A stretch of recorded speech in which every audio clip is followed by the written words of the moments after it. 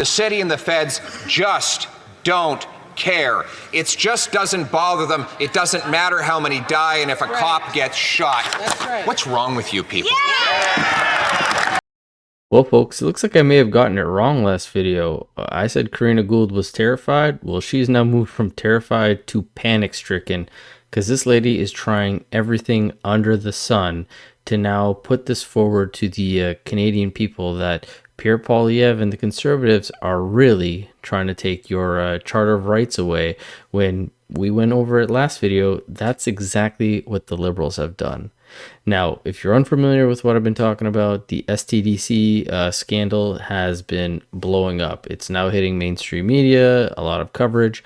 And because the Liberals have, again, violated the order of the House, the Speaker of the House asked them to provide those documents, and they still have yet to do it. Now, all motions in the House are stopped until this gets resolved. And Andrew Scheer came out a few days ago announcing this. After 9 years, Justin Trudeau has shown that he's not worth the cost or the corruption. The Speaker has just recently ruled that all House business, all government business must be put aside while members of Parliament consider Liberal corruption. First, we had the case of the Green Slush Fund, the SDTC fund, where the Auditor General found over $330 million funneled to Liberal insiders' own businesses. She found massive conflicts of interest.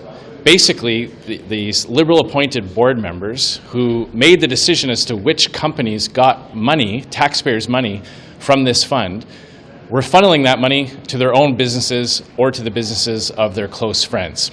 So the Auditor General has blown the whistle on that, yet the government refuses to hand over the documents to the RCMP. The House of Commons passed a production order demanding that all documents, all information that the Auditor General uncovered, plus any documents that might exist in any government department related to this scandal, be handed over to the RCMP. The government is refusing, and as a result, the House will be seized with this corruption matter until they hand over the documents. So now we have this in the mix, and I really don't see how the Liberals get out of this at all.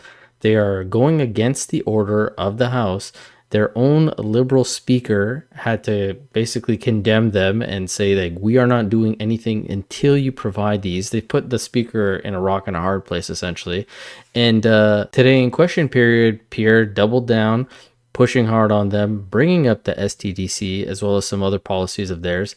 And just listen to Karina Gould, again, try to fearmonger as much as she could. Paralyzed, unable to work on the problem of doubling housing costs or 2 million people at the food bank because the government is refusing to respect your ruling to turn over evidence in the criminal investigation of the latest Liberal scandal. At issue is that Liberal appointees directed $400 million to companies they own involving 184 conflicts of interest according to the Auditor General. Why is the Prime Minister breaking your ruling to cover up criminal evidence in the latest Liberal scandal? The Honourable Leader of the Government in the House of Commons. Thank you, Mr. Speaker. Again, the Leader of the Opposition is negating to tell the whole truth to Canadians, because what the Conservatives are doing are trying to use the extraordinary powers of this place to circumvent the judicial requirement of police to protect the charter rights of Canadians. Now, I want to believe that the Leader of the Opposition doesn't understand what he's doing, but I'm even more concerned that he does understand, and the charter rights of Canadians are not important to him. So if you remember from the last video I put out, this is what she was peddling in the whole debate statement section of the House, which not a lot of people catch. So now she's deciding to bring this to the House of Commons, which a little bit more people actually watch, and she's trying to spin this whole story again. Yet she's the one who doesn't care about Canadians, if we're being honest, because the Conservatives, Pierre, they're the only ones actually trying to get down to the bottom of what's going on in regards to taxpayer money, in regards to these scandals that the Liberals are just entrenched in, and she is panicking under all this. So much so that her liberal brain goes back into robot mode and she only repeats the same thing regardless whatever kind of new information or new stats or anything that Pierre puts forward as he's about to do. Again, she just becomes a robot, repeats the same thing, tries to fearmonger, and you're going to see that here. The Honourable Leader of the Opposition. It should be no surprise that Liberals believe that white-collar criminals can hand over $400 million to their own companies, because we see the case of the dirtbag Tibor Organo, who shot a police officer in the stomach yesterday while he was out on bail after having been arrested for 24 offenses he committed while he was out on probation. So let's get this straight. He's out on probation for many crimes. He gets arrested for violating probation, so he gets released on bail and shoots a police officer. When will this government finally accept that their hug-a-thug, catch-and-release system is putting our people at risk? The Honourable Leader of the Government in the House of Commons. Thank you, Mr. Speaker. Mr. Speaker, our hearts go out to the police officer because no police officer should be hurt in the line of duty. But, Mr. Speaker, what is extremely concerning is what the Leader of the Opposition is doing in this House today, where he is trampling the charter rights of Canadians. Whether it is in this House, whether it is outside, Canadians need to be extremely alarmed about the fact that when it comes to their rights, his first instinct is to trample over them. Thank you, Mr. Speaker. The Honourable Leader of the Opposition. I think you have a charter right to get released after 24 offenses while you're already on probation and shoot a police officer in the stomach. I'm more worried about the charter rights of the police officer who's recovering from the gunshot.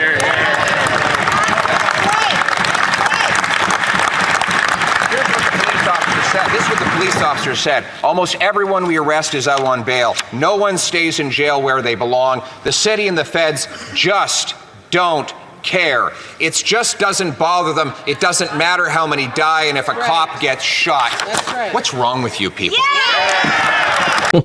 Well, that's a really good question, and unfortunately, I don't think there's enough time on this planet to answer it. However, Karina decides not to get up and repeat the same spiel that she just finished giving. Actually, the Minister of Justice, Varani, decides to handle this one and give an even more disconnected answer, which I didn't even think was possible in regards to this. These guys really don't know what the word accountability means. They just try to throw the blame onto everybody else but themselves, as you're going to see here. I'd like to remind the Honourable Leader of the Opposition, as well as all members of Parliament, that all questions and answers should be directed through the Chair.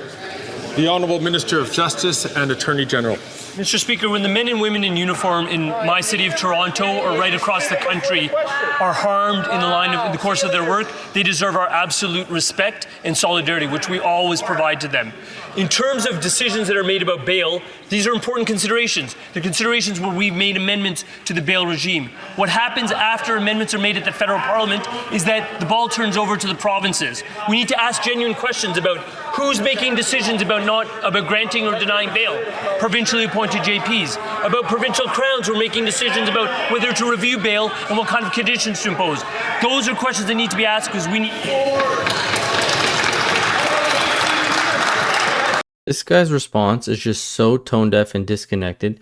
It was their Liberal government that implemented Bill C-5, Bill C-75, Bill C-48 that amended the federal law, which is why the provincial laws are acting the way they're acting. Listen to any division that's out there, the Peel, Toronto, other provinces.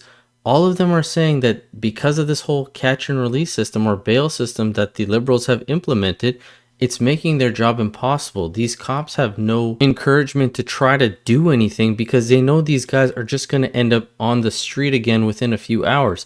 And as Pierre stated, this 21-year-old, that's how old this guy is that he's talking about, who was already found on multiple charges, was out on probation, gets found doing a crime on probation, gets then put on bail, and a few hours after that, shoots a cop in the stomach. And Minister Varani here has the gall to blame it on the provinces as if that's what they want to do. They just want to catch these people, release them, catch them, and release them, catch them, and release them because they have nothing better to do, I guess. But now comes my favorite part, because Karina Gould decided to go and actually have a little press conference where she repeated the same whole lies that she was saying in the House of Commons. And this is the time that we're going to debunk a lot of them. So without further ado, let's get into that. Good afternoon. I want to talk briefly about what has been going on in the House of Commons for the past week.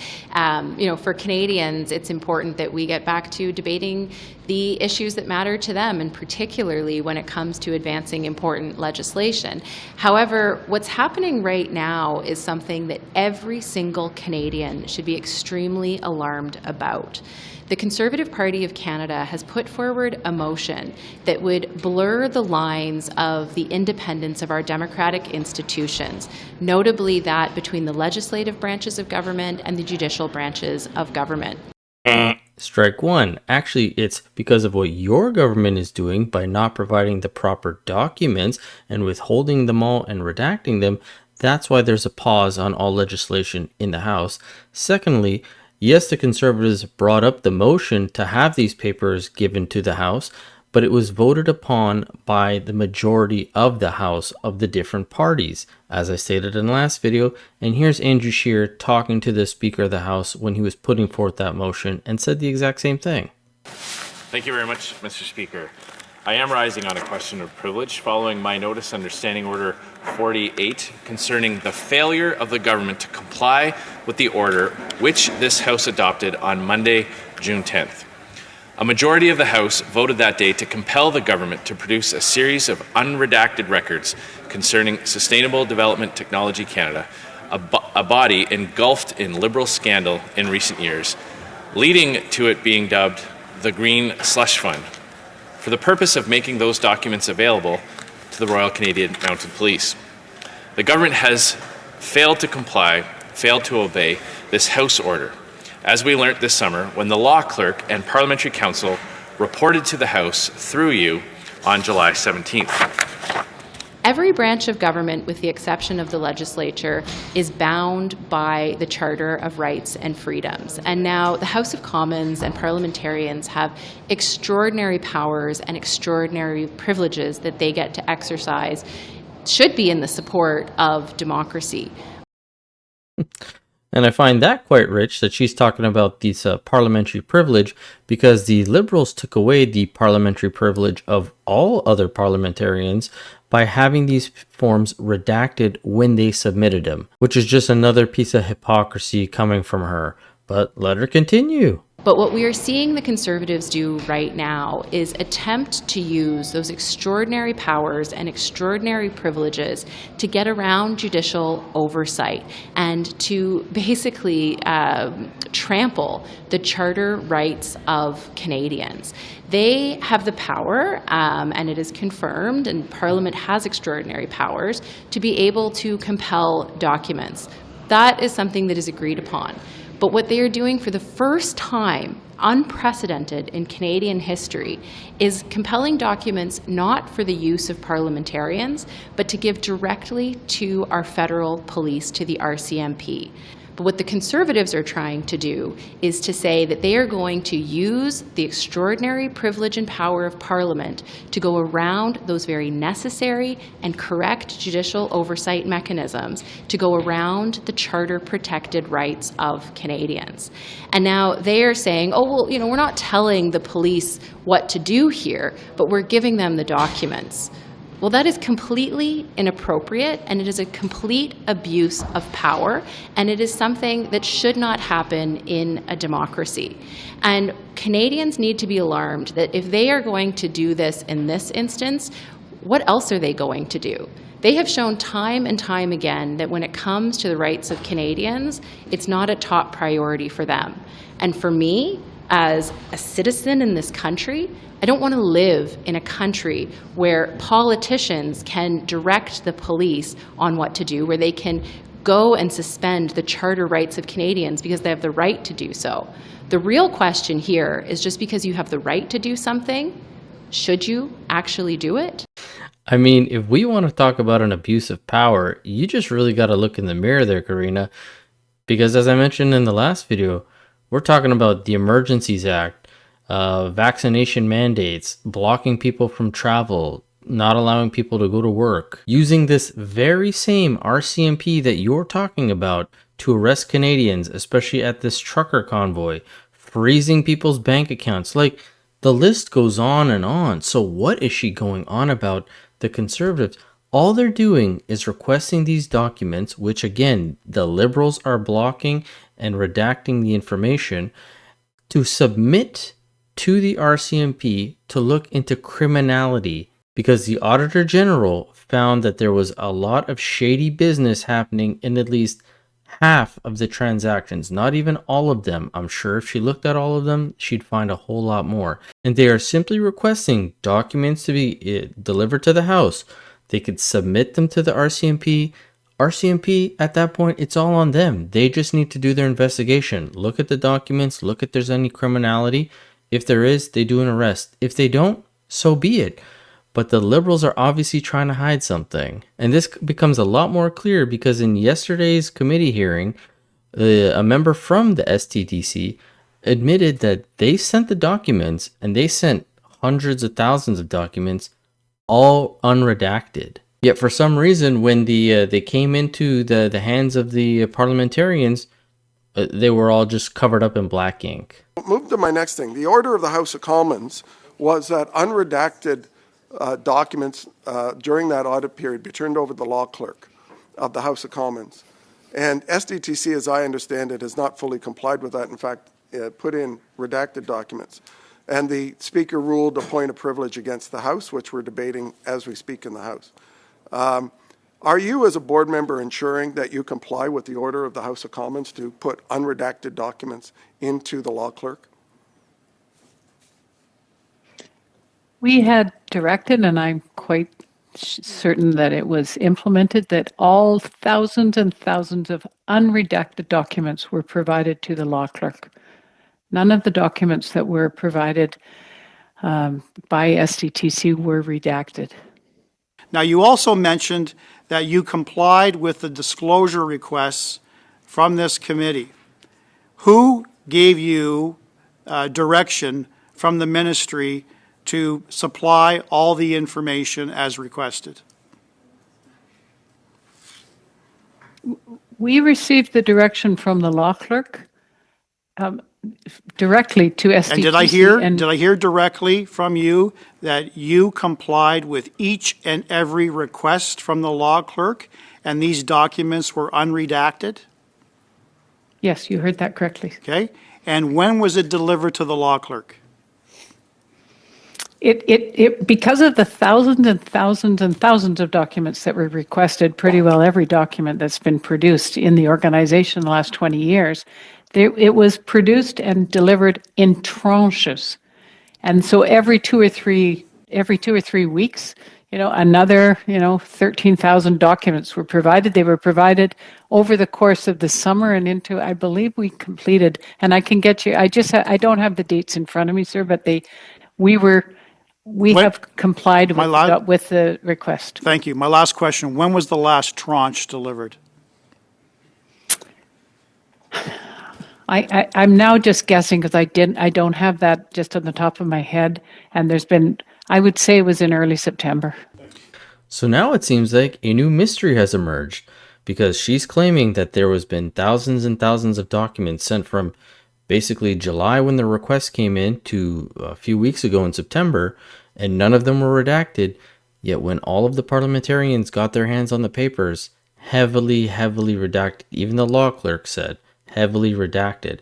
So what happened in between of sending them and the law clerk getting them? Who had their hands on them? Is this why the Liberals don't want to hand over the documents or get involved in this? Because without knowing all of the details, we already know the Liberals are to be blamed for a lot of this missing money. So they have egg on their face. They don't know how to come back from this. So now they're just spinning any story possibly, saying that they're trying to infringe on your Charter of Rights. I think what the Conservatives are doing are trying to help Canadians realize how corrupt the Liberal government is and get our taxpayer money back and actually put it into good use. Our country is not doing well financially, and if this $1 billion slush fund has money that can be recovered, I think that's the correct way that we should be going. But as always, this is just my take on this whole situation. Let me know what you guys think about all this. More layers of this onion keep on peeling, so I'm sure the next few days we're going to be seeing a lot more of this issue happening. But as always, I will catch you guys on the next one. Thanks so much.